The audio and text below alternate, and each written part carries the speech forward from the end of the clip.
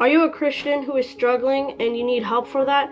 Well, I got 5 steps on how to do it. Let's get started. Step 1. Don't do your own thing. Proverbs 3:5-6. Trust in the Lord with all your heart and lean not on your own understanding. In all your ways acknowledge Him, and He will direct your paths. So, if we as Christians are struggling and we need help from that, we cannot do our own thing. We as Christians, right, we like to do our own thing. We like to have fun. We like to go in the world. But we as Christians who want to follow God and not want to struggle anymore, the world will make you struggle. If we struggle and you have struggling, one of the reasons why you're struggling is because you're falling in the earth. Too many times you're just trusting in your own thing. You're trusting on what you want to do. You're only doing your things and you're not doing what God wants us to do. And that's how you're struggling too. So don't do your own thing. God wants us to not do our own thing. And we as Christians have to go trust in the Lord, trust in Him. And if we're like, oh no, we're starving and all that kind of stuff, and you trust in your own understanding, you will starve. But if we trust in God and we obey God and we believe in Him, we will not struggle on that, or we will not worry about whatever problem we have. We will not worry about any of that. So if we don't do our own thing and we do God's thing, we'll be just fine. Step 2. Speak life in yourself. Proverbs 18:21. Death and life are in power of the tongue, and those who love it will eat its fruits. So if we as a Christian is struggling and stuff, and we're just gonna say, oh man, I'm such a failure. If you have a YouTube channel and you're preaching and you're like, oh man, my YouTube channel's a failure and I'm not good at preaching and I'm not good at this and I'm bad at that, that's speaking death over yourself. And of course, you should not do that. We as Christians, if we want to be encouraged, if we want to keep following God and be strong, we have to speak life in ourselves. We have to say, you know what? My channel is not a failure.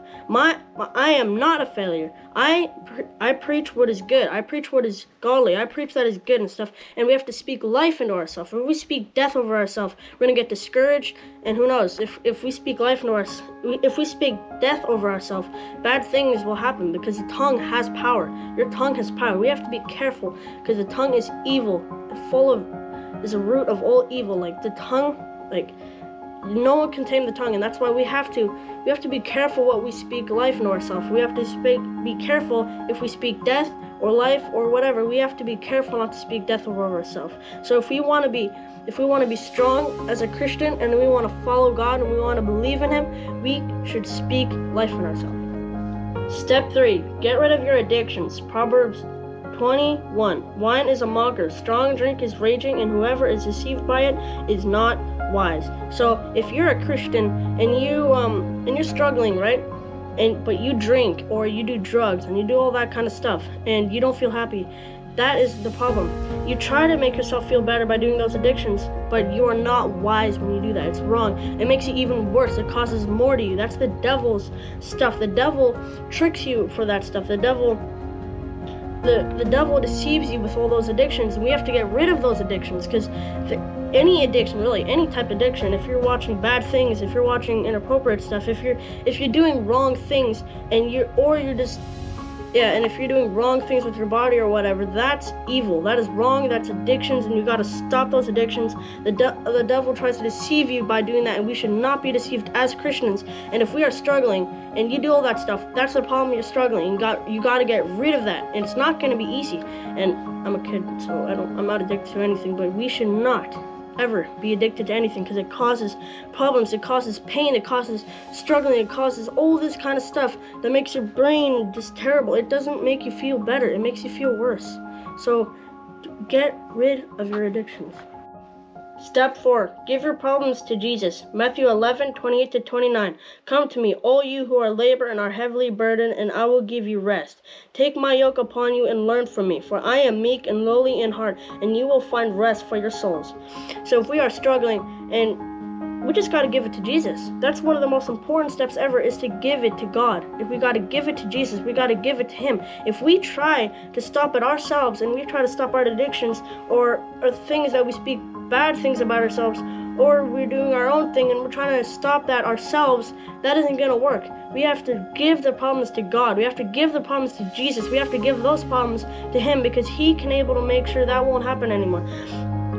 Jesus will take care of us. Jesus has taken care of us, and He will provide for us, right? He'll care for us. And if we're struggling, we got to give our problems to Him and we just got to give our past, whatever problems that makes us terrible still while you're a Christian, and you have that past about bad things that happened to you in the past, and you're just struggling about that, then go give it to Jesus, and Jesus will make sure that that will not happen anymore. You just got to remember not to think about it, and you got to remember to not try to get rid of whatever problem you have yourself. Remember to give it to Jesus. Give it to Jesus. We're the one who, as us Christians, we're not we don't serve ourselves. We don't serve ourselves. We serve Jesus. So we gotta give our problems to Jesus. We gotta let Him deal with those problems that we have. Step 5. Serve God as your master. Matthew 6:24. No one can serve two masters, for either he will hate the one and love the other, or else he will hold to the one and despise the other.